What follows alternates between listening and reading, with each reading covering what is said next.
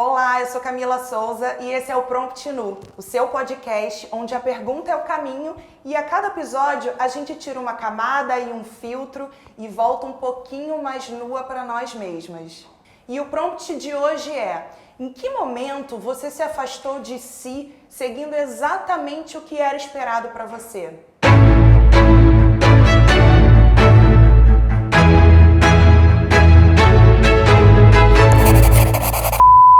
Existe uma versão sua que nunca virou currículo, uma parte sua que não foi protocolada, um grito que você aprendeu a transformar em argumento só para você caber. No mundo das normas, das falas controladas, dos perfis calculados, é fácil virar função. É fácil parecer competente e esquecer que também pode ser confusa, pode ser contraditória, pode ser cansada.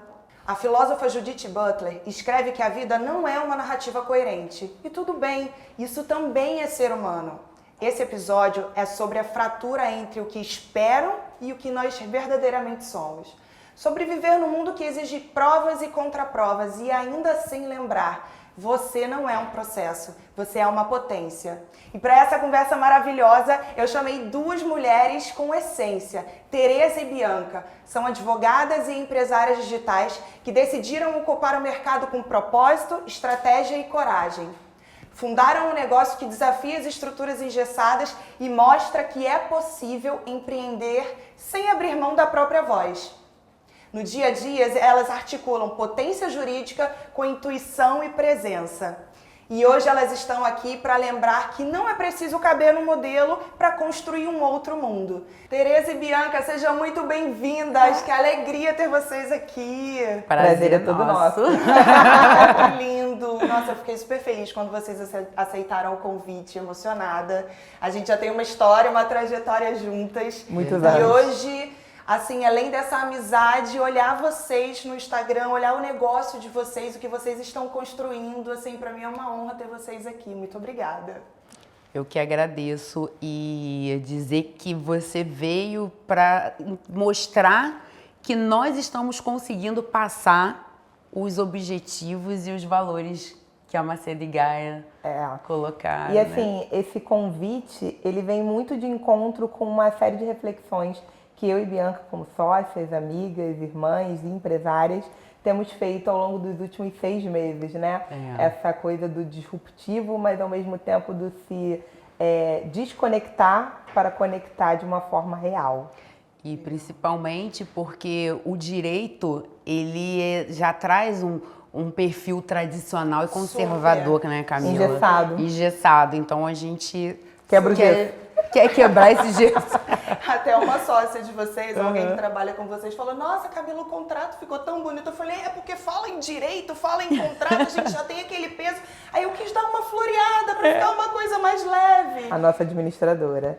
O projeto inteiro do Prompt Nu, ele é muito, literalmente, pronto para dar certo. Pronto para dar certo. E quando você coloca a essência, não tem como dar errado. É verdade. Porque você consegue trazer pessoas que se identificam com a sua essência, com a essência do projeto. A gente então, acaba isso é importante. atraindo, né, a mesma energia. A mesma é isso energia. que a gente está tentando imprimir. Que legal. Eu tô amando, venho toda semana se convidar.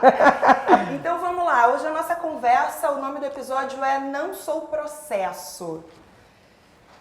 Caramba, quantas vezes a gente se identifica com essa palavra, né? Tanto seja no trabalho, o processo de trabalho, como é que é o processo do filho na escola, o processo de organizar uma casa. É processo, é demanda, mas quando a gente olha para nós mesmas, né, e as nossas emoções, os nossos sentimentos, não cabem nessa palavra. Não tem como caber. E assim, eu queria começar perguntando vocês, se vocês já sentiram de alguma forma, assim, que enxergaram vocês de uma forma que não dava conta, né, de o que vocês realmente são, de tudo que vocês são, sabe? Porque essa palavra processo, eu acho que limita, né? Eu acho que a gente é muito mais e tem muito mais para mostrar e falar do que só essa palavra, os processos da nossa vida. Como é que isso é para vocês? Olha, eu acho que essa pergunta ela vai muito de encontro a todo ser humano que estiver escutando a gente, mas principalmente as mulheres, né? Porque isso que você falou de caber, né? Eu acho que às vezes olham para uma mulher e entendem que ela pode sim fazer várias funções, mas eles vão encapsular você. Por muitas vezes eles vão dizer que você é uma ótima empresária, mas você deixa a sua família de lado. Ou você é uma ótima mãe, mas você abandonou a sua carreira. Ou você não abandonou a sua carreira, mas você está indo muito de encontro ao profissional e de alguma maneira você está deixando alguma área. E na verdade são vários processos, como você falou, para você chegar a um relacionamento, um casamento, uma sociedade, um emprego, seja um processo seletivo para a vida ou para a área profissional, você vai se encaixando e isso faz você se diminuir, para você caber nos espaços, né? E assim, a mulher, ela já vive, quando nasce, um processo, né? Porque a gente, pela questão hormonal, o desenvolvimento do corpo, o físico da mulher já é diferenciado do homem. Então a gente, por si só, quando nasce, já tem esse processo. Os nossos processos são bem estabelecidos. Bem estabelecidos. E quando dá alguma coisa ali um pouco equivocada, a mulher, né, mexe os hormônios, mexe com tudo.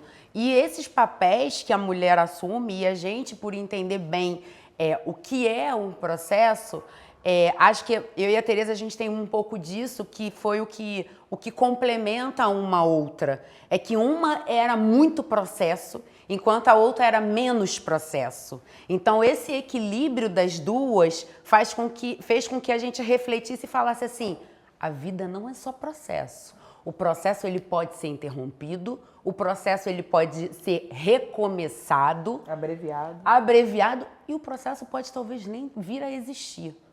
Então eu acho que a mulher ela precisa se permitir a entender esses processos e também falar assim, opa, eu não quero mais esse processo. Mas isso que você está colocando, Bianca, não se aprende muito, né? Eu acho que, que a gente não tem um manual, né? O que a gente aprende no dia a dia e na vida é a performar. Então, eu preciso performar, eu preciso mostrar que eu sou uma boa mãe, eu preciso mostrar que eu sou uma boa esposa, uma boa dona de casa, uma boa profissional, uma ótima em tudo. Então, acho que a cultura é a cultura da performance. Então, a gente precisa performar. Só que aí, assim, é a outra pergunta, né? A que preço isso? Qual é o preço que a gente paga emocionalmente, fisicamente? Porque eu acho que a gente paga um preço, sim, fisicamente também, por essa cultura de ter que sempre dar o seu melhor, sempre dar o seu máximo, a performance, né, máxima que você puder. Eu acho que tem um preço, assim, a se pagar sobre isso, né? Quais são as coisas que a gente acaba abandonando?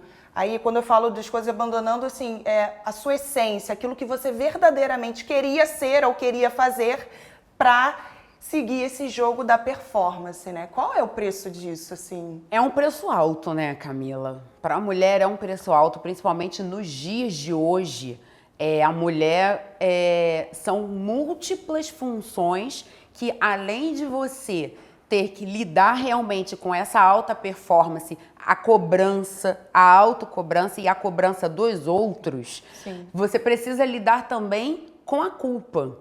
Porque a performance, você requer disciplina, requer um autocuidado, mas mas também existe uma culpa, que é a culpa que vem de você mesma e a culpa dos outros, o que você está gerando no outro. E eu e a Tereza, a gente fala muito sobre isso, para poder amenizar essa culpa, porque senão o corpo sofre, né? E eu acho que o preço, na verdade, é você, por muitas vezes, se abandonar. Se abandonar de alguma maneira. Por muitas vezes, a mulher que vai à frente, que é uma empresária seriada, ela acaba, em algum momento, abandonando algum sonho pessoal porque falaram que ela não cabia. E o contrário também é verdade. Às vezes, a gente vê aquela mulher em casa com os filhos e a gente lutou tanto para ter aquele momento, e tem mulheres dentro da área empresarial ou não que dizem, mas você abandonou tudo. Às vezes ela não abandonou, às vezes ela está se abandonando, acreditando naquilo que você está colocando para ela. Porque a verdade da Camila não é a verdade da Tereza. A verdade da Tereza, às vezes, tem que ser a mesma da Bianca, porque a gente tem esse senso comum aí. Mas eu acho que o preço, Camila, que a gente paga é por muitas vezes se abandonar. E é importante entender que a gente luta pelo sucesso, mas está tudo bem quando não está tudo bem. Tá tudo bem. Quando der errado, há um caminho, há uma chance, há um propósito também no dar errado. Eu hoje na minha vida empresarial eu vejo que se eu não tivesse dado errado algumas vezes, eu não teria encontrado a Bianca e os meus sócios e não estaria dando certo hoje. Porque quando dá errado hoje eu sei que tem um caminho, que tem alguma coisa para ser feito. Mas se não tivesse dado errado, eu ia só pirar. E quando dá errado e a gente não consegue assumir pra gente mesmo, né? E quando aquilo fere a gente, quando a gente não sabe lidar com essa frustração. Eu me lembro de um caso, uma vez, ainda no meu trabalho tradicional, que eu tinha engravidado e antes do Pedro, né, do meu filho, e eu perdi essa gestação. E aí e as pessoas já sabiam que eu estava grávida, era meu primeiro filho, então era uma coisa emocionante, eu não conseguia esconder de felicidade e eu tive essa perda gestacional.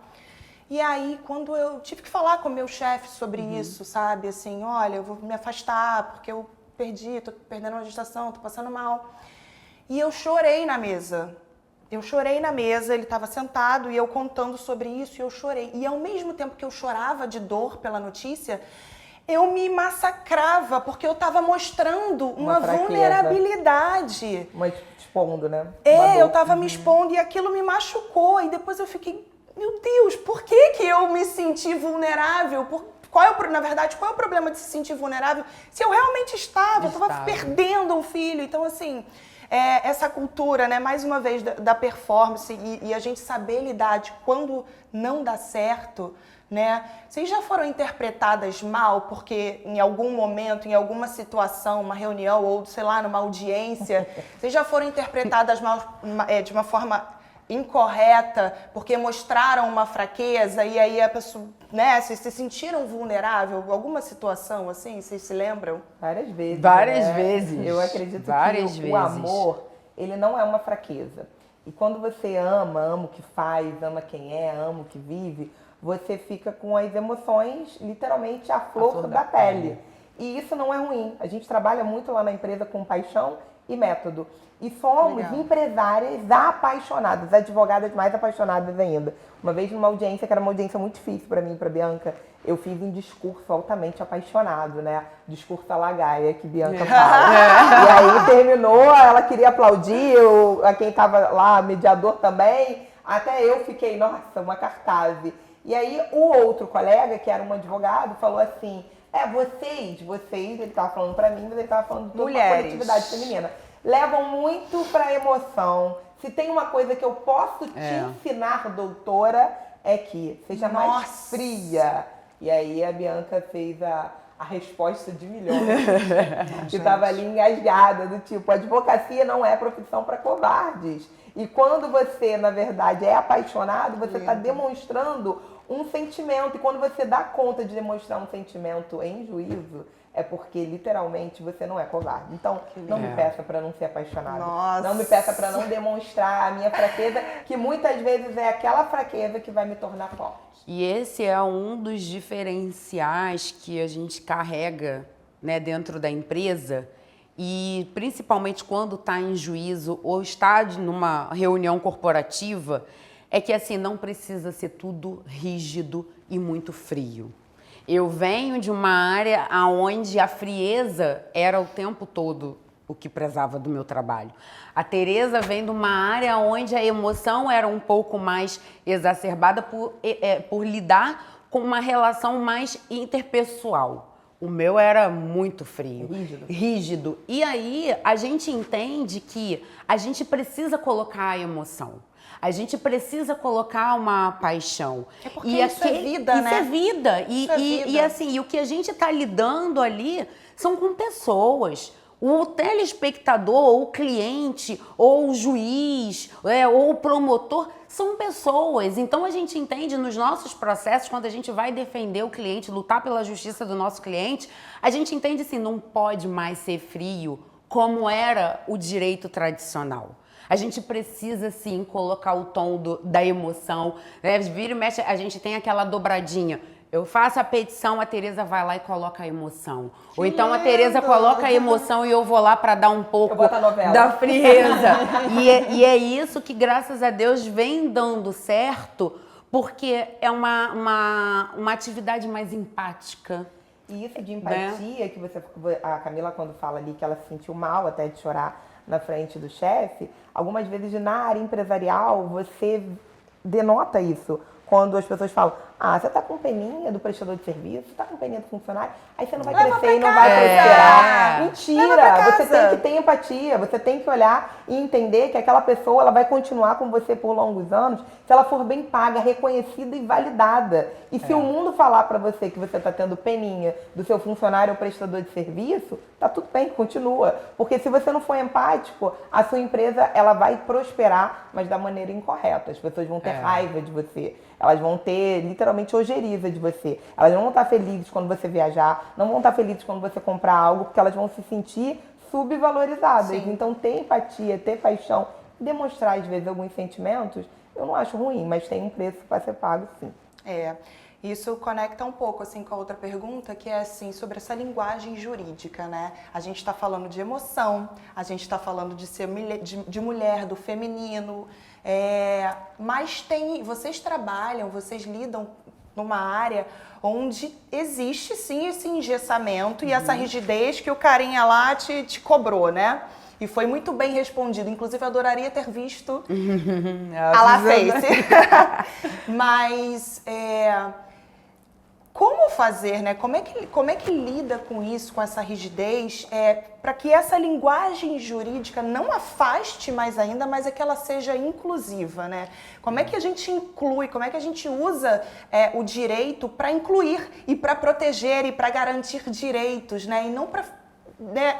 porque parece que todas essas normas e leis são tão rígidas e tem um jeito de serem expostas tão difícil, né? Como é que faz para que o cidadão que está procurando os seus direitos, né, que não tem todo esse know-how jurídico e nem não tem todo esse conhecimento de como se fala, de quais são os termos, como é que faz para isso chegar para esse cidadão ou para essa pessoa de uma forma mais amigável, de uma forma que inclua ele e não afaste, né? Porque, não, contrato, aquele negócio de advogado lá, nem sei o que ele está falando. Acho que vocês já devem ter se deparado com isso. Camila, eu acho que hoje a gente tem trabalhado com uma questão que é inovadora, sim, e conversando com advogadas mais velhas, até recém-formadas, com magistrados também, e com clientes empresários, não tem mais aquela coisa dos termos latins,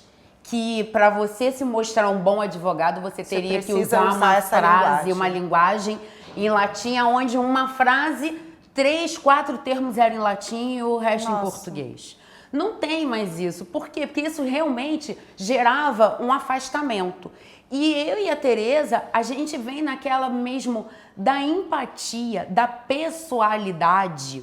E encontramos hoje magistrados que pedem para os advogados colocarem uma linguagem puramente coloquial. É mesmo, isso é hoje muito já interessante. Já tem sido praticado. Tem praticado, inclusive, assim, que seja muito mais objetivo. Então, aquelas petições com 50 laudas, 60 laudas, que é para mostrar que o advogado trabalhou e sabe. Hoje não, hoje os magistrados querem objetividade. E eu acho também interessante que no nosso caso, como tenho a parte muito acadêmica viva, na parte acadêmica eu não podia usar o termo jurídico.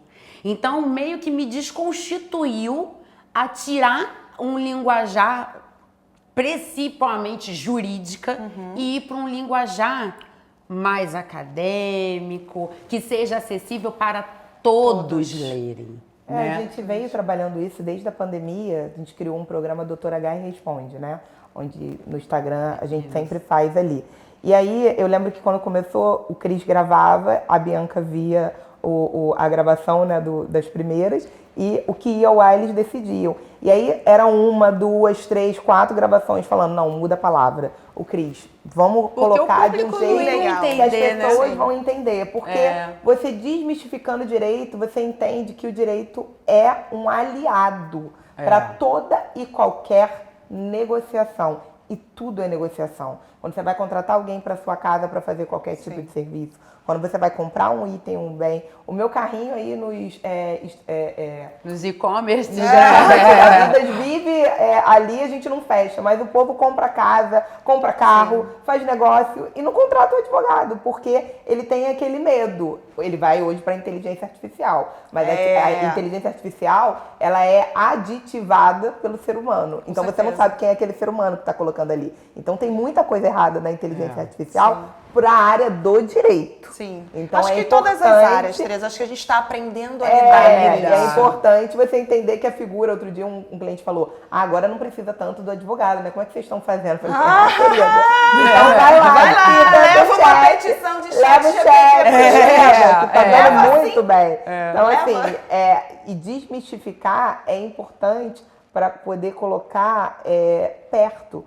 Tudo que você vê muito longe, você não quer encontrar, porque tá lá em cima, tá num altar. Sim. E não é para ser adorado, é para ser entendido. E a gente também, o nosso trabalho, a gente diz que é uma advocacia, é um empresariado, uma atividade empresarial inovadora, porque a gente traz uma equipe multidisciplinar com a gente. Bacana. Então, não é só, a Macedo e Gaia não é composta só de advogados. A gente tem a figura do engenheiro, a gente tem a figura do farmacêutico, a figura do biólogo, o administrador. Então, precisa ter uma linguagem... marketing digital. Que faça sentido e as pessoas entendam o que a gente vai reproduzir como atividade fim. Então, o pesado, que muitas das vezes o cliente não aguentava nem ler uma sentença, nem ler um contrato... Hoje já estão conseguindo diluir. Diluir. Que bacana, é importante. Acho que isso fala também de acessibilidade, né? Total. Falar de acessibilidade, falar de uma petição escrita em latim não dá, né? É verdade. Literalmente a liturgia é importante, mas a gente tem que se afastar um tanto quanto. Vocês sentiram que quando vocês migraram, ou então quando vocês incorporaram o modelo digital, o modelo de negócio digital, vocês sentiram que trouxe alguma novidade, ou no sentido de permitir a vocês fazerem algo que o modelo tradicional não permitia? Como é que foi? Por que vocês levaram a Macedo e Gaia também para o digital, né? Também para o negócio digital? Essa eu vou deixar a Tereza responder, porque eu ainda era um pouco resistente. Total. Ela era low profile. Então agora, filho, ela fica o tempo inteiro. Tem dia até que eu já tô de saco cheio e ela tá ali, ó. Gente, qual vai ser hoje? Tipo, eu lembro de uma viagem há pouco tempo atrás, não sei se era trabalho ou era lazer, mas a gente estava junto em São Paulo, e aí eu estava no banheiro tomando banho e eu estava escutando ela falando. Falei, nossa, Bianca tá em reunião. Ela estava gravando vídeo de uma coisa que ela comprou e que ela achou muito bacana, e ela estava fazendo um vídeo assim longuíssimo, que só ia entrar em rios. Eu falei, cara, quem é você? E o que você fez com a minha amiga? Mas assim, o digital, ele nasce de um sonho, sabe? De um start, de dizer assim, olha, você vai começar a fazer isso aqui. E aí, eu sou a sonhadora lá do escritório, dos nossos negócios. Meus sócios já sabem quando eu digo assim, eu sonhei, fica todo mundo um pouco tenso. Ai, meu Deus! Eu sonhei. O que vem? E aí, tem uma pilha de negócios para fazer, né? E aí, minha sócia com o método e os meus sócios vão organizando, porque realmente não dá para... Se você faz tudo, você não faz nada. Então, você tem que setorizar, tem que entender a demanda. E o digital, ele nasce desse sonho, dessa vontade de levar para frente das câmeras o que já fazíamos, o que eu já fazia, o que a minha empresa fazia de mentorar, de dar o caminho, de palestrar, de investir. E aí começa também de uma necessidade, porque quando a MG começa, a gente sempre fala que a história da MG começou dentro de um carro, de um Fox preto. E aí eu, Cris, Bianca e um sonho, né? E Wagner no ponto eletrônico ali com as decisões. E a gente tinha muita necessidade do digital, porque a Bianca, ela trabalhava em duas frentes. Ela trabalhava ainda na advocacia pública e fazia carreira 2. Então, é claro que a gente precisava do digital. Então, um dos primeiros escritórios que fez audiência online no Rio de Janeiro, a gente tem muito orgulho de falar isso, foi a MG. Porque era necessidade. Quando sai o enunciado, a gente já pede nas nossas petições e começa a fazer. Então foi um caminho muito natural, com aquele sonho, com aquele desejo, com aquele direcionamento que eu tinha tido, né, do Altíssimo, do tipo, vai pro digital. Só que foi um tempo difícil, né, porque tinha que convencê-la. E aí era mais fácil, porque eu ia estar na frente das câmeras. Ela, não, você não vai aparecer. Fica tranquila que nada vai acontecer. Você não vai estar aqui. Eu não gosto. Não exija isso. Não quero exposição. Mas não hoje a quero que Bianca tá lá. demonstre. E aí, tudo bem, gente? Exatamente. Vamos falar sobre isso hoje. Mas era tudo, tipo, essa roupa... Não quero que você apareça com essa roupa. Ela não tava, mas ela tava.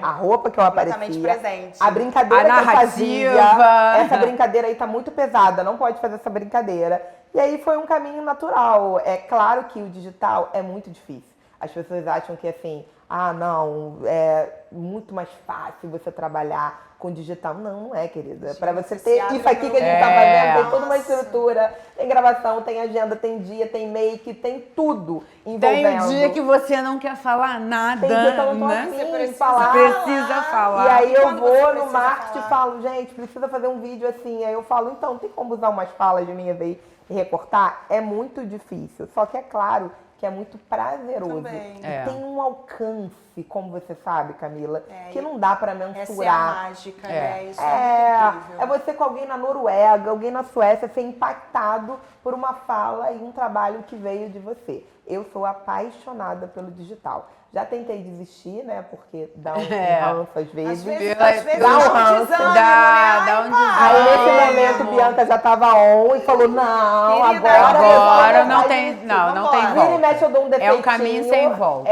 Fico assim, meio, né? Não vou mais fazer. Não aguento. Acabo voltando. E o interessante, Camila, assim, que eu não era uma pessoa que eu não gostasse de câmera. Eu sempre fui muito comunicativa. Eu sempre fui muito comunicativa. Eu fiz teatro na época do colégio, eu cheguei a fazer teste pro tablado, inclusive. Mas, pela questão, minha mãe falou assim... No caso, não tava podendo passar. A minha mãe falou assim, o tablado ia me exigir ficar muito mais tempo na Zona Sul e aí ia prejudicar o colégio. E aí ela falou, minha filha, Tu tinha um pezinho não nas dá, artes. né? Ela tinha um pezinho nas artes, por Pois isso que ela ganhou na bailarina. E aí, só que isso, eu tô falando isso para que outras mulheres entendam que a essência. Porque o que a Tereza tinha como sonho, eu vou pro digital, e eu não fazia parte da minha trajetória pessoal e nem das minhas aspirações entrar nisso. Mas existia lá na essência uma Bianca que gostava disso. Então, você se redescobrir. Né?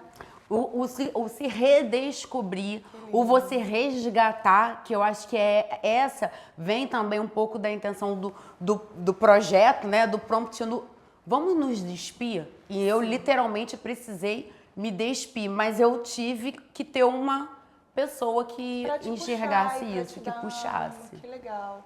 Pelo que a Tereza falou, ela falou que ela é sonhadora, e se sonhar, a reunião já vira, né, polêmica, a Tereza sonhou.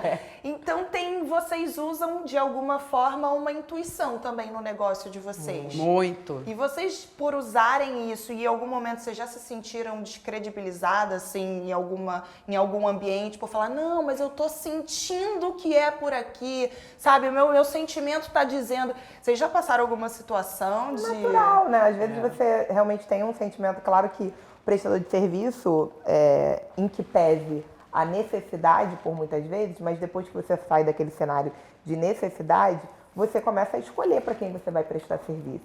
E por muitas vezes é um sentimento, não sei se isso aqui vai dar certo. Não bateu. E aí se você falar isso numa reunião comercial, corporativa, querido, você é empresária, você tem que pensar com a cabeça. Você Tô tem nem que aí se você não sentiu. Não, você não Exatamente. pode levar pro coração. Difícil, né? Porque quem tá ali é um coração pulsando. Então é claro que você não pode ser totalmente emotiva. Emotivo é diferente de emoção.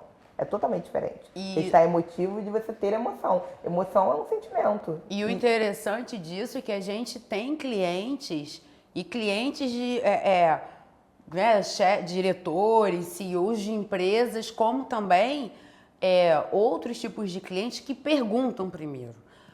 O que a Tereza e o que a Bianca acham disso? Antes da gente começar uma reunião, Tem o contrário Tem também. até Tem quem diga que palhaçada, mas tem quem palhaçada diga, e não, tem eu aqueles que quero querem- isso. Em reuniões a gente sabe? sempre fala, agora não é a doutora Macedo falando, não é a doutora Gaia, é a Tereza. Porque a gente faz essa persona. Tem a doutora Gaia, um atendimento de direito de família, por exemplo, às vezes a pessoa fala, tá bom, doutora, isso aqui é o processo, mas o que a senhora acha? Olha, eu como Tereza acho isso aqui, eu como doutora Gaia acho isso aqui. A minha intuição é que vai mover a Tereza Gaia, os meus sentimentos, o que eu acredito, os meus princípios. Sim, A quem doutora você Gaia, é. ela vai na letra da lei, a doutora Macedo, ela vai na letra da lei. Eu acho importante, e a Bianca sempre fala isso, não desrespeite e desvalorize a intuição. Porque Nossa, ela sempre isso é pergunta lindo. pra mim, o que você tá sentindo? Eu não quero desvalorizar a sua intuição. Qual é teu feeling? Ela usa a palavra feeling, que dá no mesmo, feeling e intuição. É como a gente gosta de chamar a intuição. E foi bom ela ter lembrado disso, porque não é só com os clientes. Nas nossas decisões internas, né, dentro da empresa, com a nossa diretora, Com a a equipe. Bárbara, com a equipe, a gente gosta de ouvir e falar, o que eu tô... Eu falo, Tereza, eu tô com um projeto, ela tô com um sonho, mas o que você tá sentindo? Ela Porque sempre se o pergunta isso. sentimento não for bom, A gente participa A gente de não todos os consegue. processos seletivos da nossa empresa, ainda que não seja para Exatamente, trabalhar da diretamente com a área. nossa área. A gente sabe que o currículo, a pessoa que faz a contratação já deu ok, Sim. salário tudo certo, aí a Bianca fala, agora marca uma reunião com a gente. Aí termina a reunião, ela pergunta, o que você achou? Porque se o currículo for muito bom, mas se o meu coração travar, vai ter problema, não vai rolar. Então a isso. intuição rola. Eu assim, confesso que ouvir a intuição para mim é uma coisa que eu me dedico a aprender. Até nas coisas mais banais do dia a dia. Às vezes assim, aconteceu isso ontem, gente. Eu estava aqui na sala, a gente tinha chegado, né? Eu vi o meu gatinho em cima da cadeira da sala de jantar. E eu pensei, caramba, será que ele vai rasgar a cadeira? Aconteceu isso ontem. Só que eu não falei nada, eu não agi, eu nem comentei com meu marido, eu não falei nada. Hoje de manhã a cadeira tá...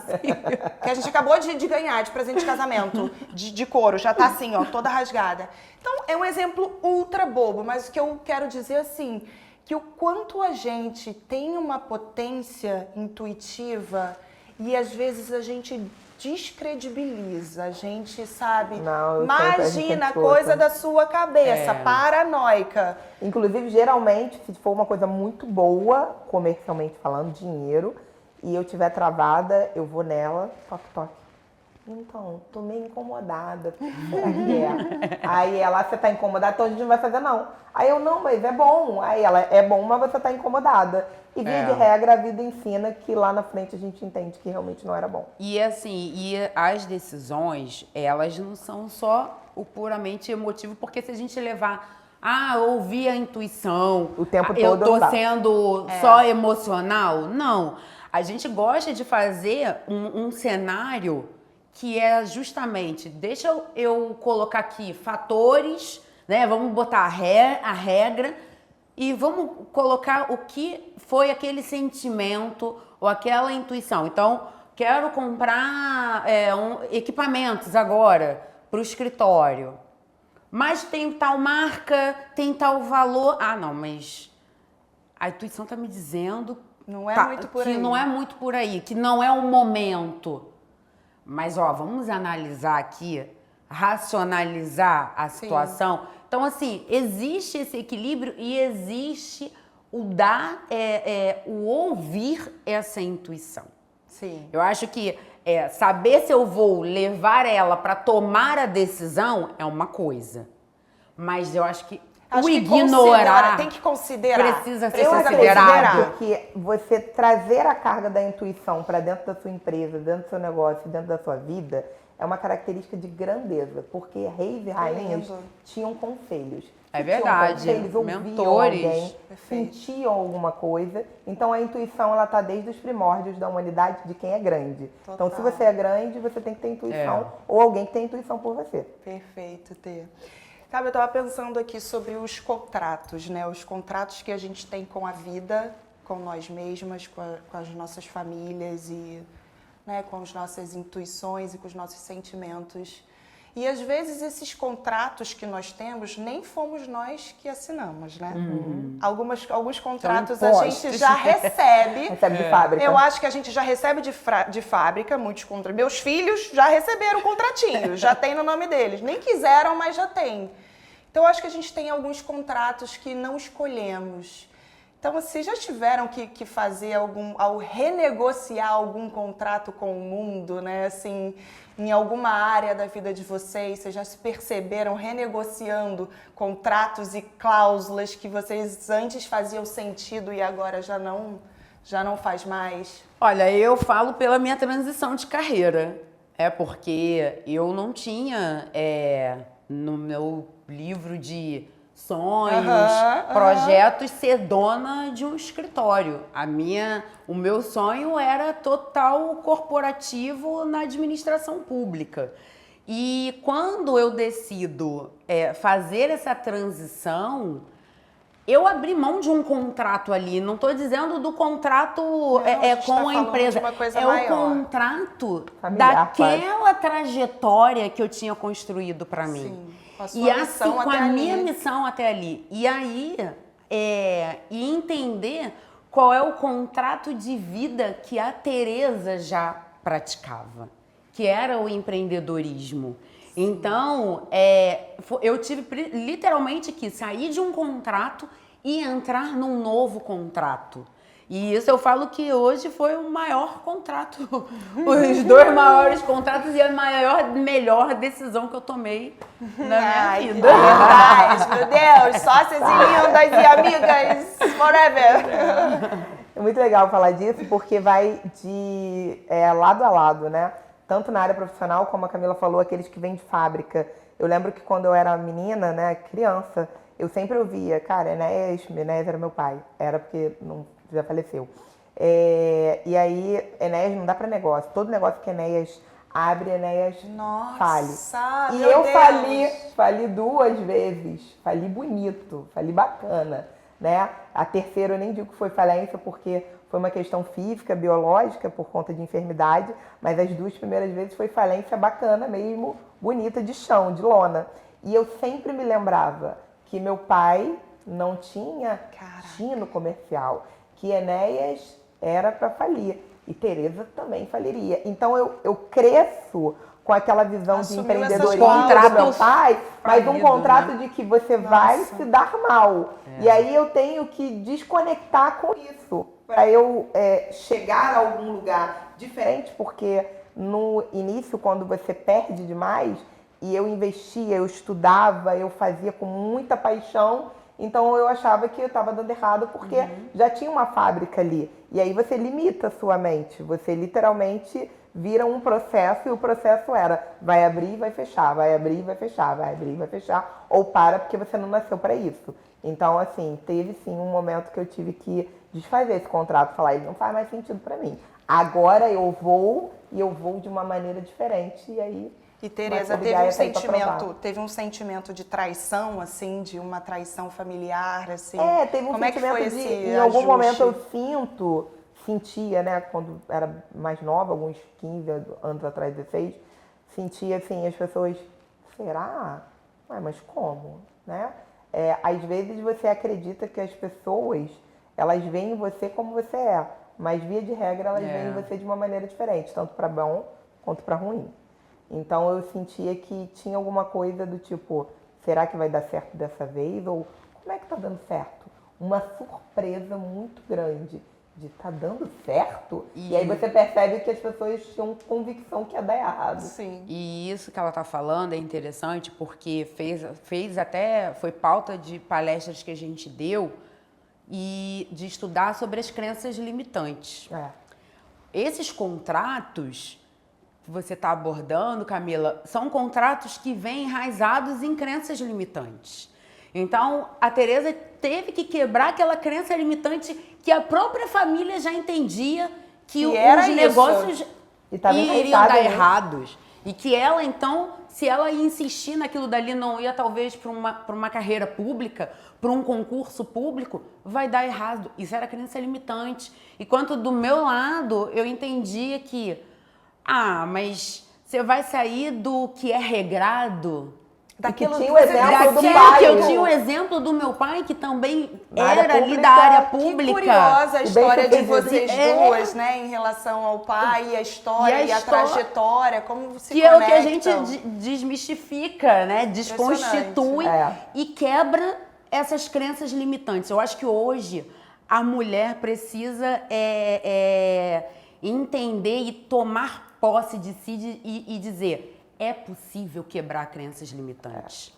É possível quebrar paradigmas. É possível trair esse contrato. Exato. É possível rasgar esse contrato e fazer um novo com as cláusulas que fazem sentido para você. Exatamente. E é mais do que possível você ensinar seus pares, suas pares e seus pares, porque eu acredito muito, Camila, eu e Bianca, né? A gente acredita muito de mulheres falando para mulheres e homens. Eu também. Porque é essa verdadeira acessibilidade que eu acredito. Não é só de você me inserir, mas você me dá voz, me dá capacidade e entender que se eu sou uma empresária bem-sucedida, eu posso falar para a mulher bem-sucedida, para o homem bem-sucedido, para o homem mal-sucedido e para a mulher mal-sucedida. Eu posso falar para toda uma coletividade, porque aquele lugar foi conquistado, aquele lugar foi literalmente cavado, né? Eu fui levada a chegar naquele lugar pelas minhas escolhas ou pelas minhas não escolhas. E até a possibilidade, essa questão entrando até o do homem ouvir, como é que você vai mudar esse público que muitas das vezes machista? A mulher, ela precisa falar também para eles. Então, a Tereza fala muito, eu não posso falar só para um público. Aqui, o objetivo que a gente leva, às vezes, na palestra ou numa mentoria, é de ultrapassar. Fazer ser entendida não somente por aquelas mulheres que são pares, mas também aqueles que são diferentes. Exatamente, os que são diferentes. Eu literalmente quebrar a mesa. A mesa não tá dando certo, quebra a mesa, vamos ficar todo mundo aqui numa roda de conversa e vai dar certo. Se não der certo, tá tudo bem, não dá certo, mas a gente vai tentar de novo de uma outra maneira. E eu acho também que essa iniciativa da gente fazer essa inclusão, seja quem for, é muito importante. Mas às vezes dá uma preguicinha também, né? Porque assim, você fala, querido, deixa eu te falar, 2025, você tá achando isso ainda? Tem tempo não. Quando o querido não fala tô com assim, tempo. você é mulher, você não entende? Pelo amor de Deus. Já dá uma aí a gente faz um corte, né? Não rola. E o ouvido, Cacá, ele precisa ser treinado. Por muitas vezes, por conta de uma questão histórica, natural. Você tá falando e o colega, né, o ímpar, nós somos as pares, ele é o ímpar, ele tá te ouvindo e ele tá dizendo assim, mas não sabe disso que ela tá falando. E ele esquece, ele nem te olha como aquela questão. Ele não mas ela é empresária, ela é mentora, ela é advogada. Será que ela tem razão direitinho? Entendeu? Então, assim, o meu sonho, eu tenho um sonho, é isso. É uma miscigenação completa. É uma inserção em várias camadas da sociedade, onde eu não te escute apenas por ser ou por não ser, mas eu te escute pelo que você é e o que você traz. Que lindo. E isso que você disse agora já meio que responde um pouco a pergunta que eu ia fazer, que é o seguinte: vocês acreditam que um negócio protocolar, com contrato, cheio de processo, pode caber uma alma nesse negócio? Pelo que você está me falando, por esse sonho. Pode. Como é que é um negócio com alma para vocês? Negócio com alma é um negócio com fé. E fé não apenas religiosa, não somente. Fé é você acreditar em algo ou alguém maior do que você. Eu acredito que o ser humano, quando ele não acredita, ele não precifica corretamente aquilo que ele tem que precificar. E precificar não é só vender, precificar é a sua vida. Quanto a sua vida vale? É dar valor quanto o às seu coisas, casamento, né? quanto os seus filhos, quanto a vontade de gerar ou não gerar Seu vale. sonho, a sua carreira. Quanto vale o seu sonho? E se eu não acredito, eu não precifico. Se eu não precifico, eu não vendo, eu não escolho e eu não vivo. Pode até Tô poética parecer hoje, né? muito, Ai, meu muito Deus, eu tô amando, me tá levou muito aqui. promptino, gente. O ambiente artístico me deixa aqui. E assim, eu me levo, né, trago para nossa área, para nossa missão de vida, que é o direito, que é o cuidar de vidas, porque como advogadas a gente também está cuidando Sim. ali de vidas, seja uma empresa ou seja a pessoa física, né, seja pessoa jurídica ou pessoa física. Sim. Mas, por exemplo, a gente, na área da Tereza, a Tereza faz contratos complexos de empreendimento imobiliário. Eu faço na minha área contratos complexos de transferências de tecnologia. Nossa. Só que se a gente não fizer com essa fé e acreditando que aquilo ali vai dar certo, eu entendo que é um contrato sem alma. Entendi. É um contrato sem vida, é um contrato sem identidade. E isso não pode ser mecanizado. Sabemos que da rotina, as demandas são altíssimas, você faz uma minuta padrão, a gente entende bem o que é uma minuta padrão, uma minuta vinculativa. Sim. Mas assim, isso não pode tirar a essência, a humanidade alma do negócio. Porque quem vai ser beneficiado são seres humanos. São seres humanos. Por mais que você esteja, por mais que aquele contrato vai ser entregue para uma pessoa jurídica, mas o benefício vai ser uma pessoa física. Então, quando a gente senta para ler e redigir o nosso contrato, ele é sim com alma. Ele é com essa fé que a gente acredita. Que lindo. De que vai dar certo. Que lindo. Amores, agora a gente vai para um momento que é o Confessa GPT.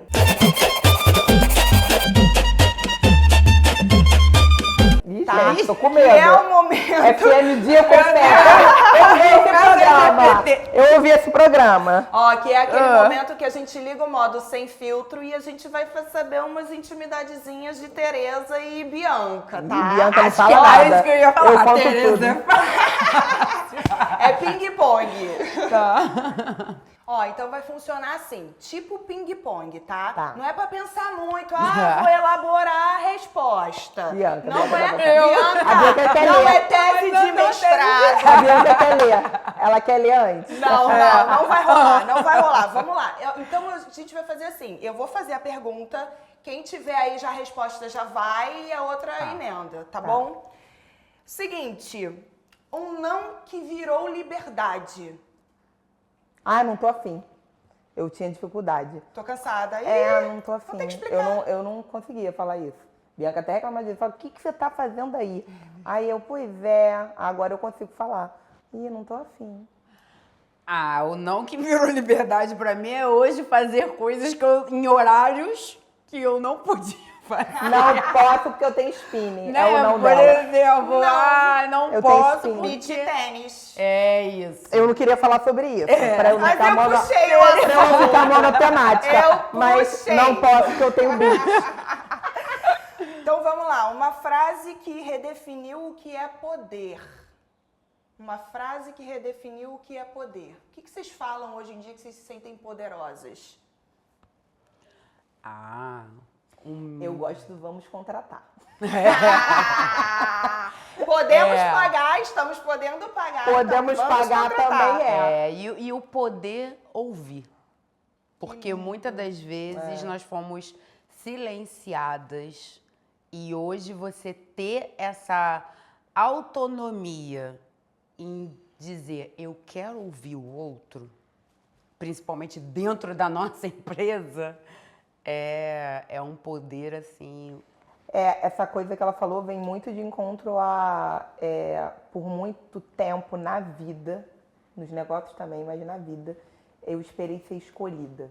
Hoje, poder escolher Que delícia. redefiniu, sim, a minha redefiniu. sensação. E muito disso vem dessa mulher aqui. Oh, Ela me escolheu para que hoje eu pudesse escolher outros E uma regrinha que vocês aprenderam a quebrar? Uma regra que... A gente é boa de regra, a gente não é muito de quebrar. Nós somos Não, A gente Geralmente- bate com o sistema. Não, a gente Não. tem que quebrar alguma regrinha, gente. Alguma regrinha aí. Uma Que regrinha isso? que a gente aprendeu a quebrar. Bianca aprendeu a quebrar a regra de acordar cedo. É, Quando ela acorda mais Porque tarde. você eu tem... sempre- a tua ela era. regra é acordar A minha cedo. regra era 5 horas da manhã estar de pé, pronta, maquiada para ir Hoje em trabalhar. dia, se marcar um negócio muito Hoje cedo, ela em reclama. dia, eu já fico. Coloca isso aí para um horário mais tarde. Tem uma regrinha que eu aprendi a quebrar, que foi... Parece que é, tipo, discurso de Missy, mas quem me conhece sabe que é verdade. Que é usufruir. Usufruir da liberdade, usufruir do tempo. Eu tinha muita culpa de, no horário comercial, Você está descansar, fazendo outra coisa. ver Netflix. Eu nem Nossa, sei ver super, isso. Eu nem gente. sei fazer isso. Super. Eu Ela senti tem que, bem eu o tenho que vir do sentimento de exame, culpa. tomar uma anestesia e ela falar pra mim, vai ver o Netflix? Porque é como se eu não pudesse. Eu tivesse um cartão ali, eu vou ser demitida. Total. E eu nem tenho carteira de trabalho, nunca tive. Sempre fui empreendedora. Olha que loucura, não, Você nem nem combina. tinha alguém te cobrando Não, 40 horas eu me por cobrava. semana. Então hoje é uma regra que eu quebro é de vez em quando, porque é um processo para ser desconstruído Sim. terapeuticamente, emocionalmente e de vida. Eu consigo fazer alguma coisa por mim dentro de um horário que eu deveria, ou na minha cabeça eu deveria, estar fazendo somente pelo outro. Eu tenho quebrado essa minha própria regra. Eu vou até contar uma história rápida que Fofoca, no né? início, logo quando eu fico full time, né, no escritório, e aí o domingo à noite, ou eu tinha voltado do culto, mas eu tinha que sair muito rápido da igreja, porque o horário Eu no tenho dia que seguinte acordar eu tenho que muito acordar cedo. muito cedo. E aí, então, quando eu estava em casa assistindo o Fantástico, aquela musiquinha do Fantástico já era assim, Cara, vai eu já dormir. eu super senti essa sensação já, cara. Porque eu não vejo mais Fantástico, mas... Aqui, vai dormir porque já tá tarde. E hoje você fala assim, deixa eu terminar minha série. Tô a fim de Tô a ver, fim não de ver, importa não se é domingo ou importa, não. né? É Então, verdade. Maravilha. Eu quero saber se tem alguma expressão jurídica dos tribunais que vocês usam no relacionamento. Tá lá com Cris. Cris, isso é irrevogável. Tem alguma expressão que vocês trouxeram desse boa. mundo jurídico aí que vocês usam na vida, nas relações? Eu não tenho expressão, mas o Cris sempre fala, em alguma situação, alguma conversa, ele diz assim, lá vem você controlando a narrativa. Ele diz que eu... Temos aí. Eu acho que temos E no aí. escritório a galera costuma dizer que eu sou rainha da narrativa porque eu crio repertório para as negociações Isso e é muito tal. assim mesmo. Tem isso. Isso é muito E aí, assim. mas me dá uma irritada se ele fala isso, porque eu fico como assim, controlando a narrativa? Mas ele sempre fala, vem você controlando a narrativa. Aí acho que ele já sabe que é um gatilho pra, né, me irritar. Então ele já fala isso. Então, controlando a narrativa, ele sempre usa. o meu, eu acho que é assim, como essa questão da esfera pública, você sabe bem, as decisões precisam ser motivadas. Né? A decisão de um gestor público Totalmente é louca, com base né? na Gestor lei público, e deitado. motivada. Tem que ser. Preso níquel mundial. Né? Wagner, Tem que você tem que ser. motivar. Porque no privado o cara vai falar, não quero, sou contra e acabou, tá ali. Ele tem autonomia Ele tem pra autonomia isso, na pra área pública isso, ele na não área tem. pública não tem. É. E aí quando eu tô com o Wagner, que eu vou contextualizar, Cansativa. motivar, Ai, que saco, só fala. por que você escolheu tal viagem? Eu escolhi porque tem isso, tem É, aquilo, tem tem ela. aquilo. Tem muita Então, motivação. tem a Tem. motivação. Eu às vezes quero fazer doutora alguma Bianca. coisa à toa e aí ela, É. não, mas por que você... Aí ela quer me contar todo o contexto e de quando ela foi e por que não deveríamos ir mais. Aí eu falo, Bianca, é tão Eu tenho um marido parecido. Ele É vai contextualizar. Aí tem dia que dá até preguiça, eu falo assim, tá bom, cara. Tá bom, não quero. Às vezes tem que entrar num módulo assim, tá bom, tá, Explicativa. presente, mas Ela quer Vai explicar ali. rápido, objetivo. amor está acabando. Não tem público, né, pra galera falar. Vamos vai ter que ter que adotar botar. Ó, mas pra gente fechar, eu quero saber uma coisa.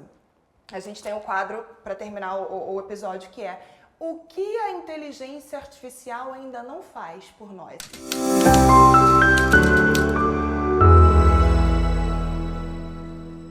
O que ela ainda não pode fazer? E aí a gente está falando de emoções, de sensação, de pele, de vida, de trajetória.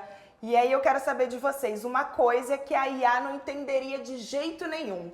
Pode ser uma situação que vocês passaram, uma sensação, uma viagem, um desejo. O que a IA não ia conseguir entender? De jeito nenhum. Hoje, pelo menos ainda hoje, ela não entende. Ainda hoje, eu acredito que teve uma ou duas situações, mas que me marcaram muito, em que pessoas que eu confiava, amava, acreditava, falaram que eu não nasci para ser advogada.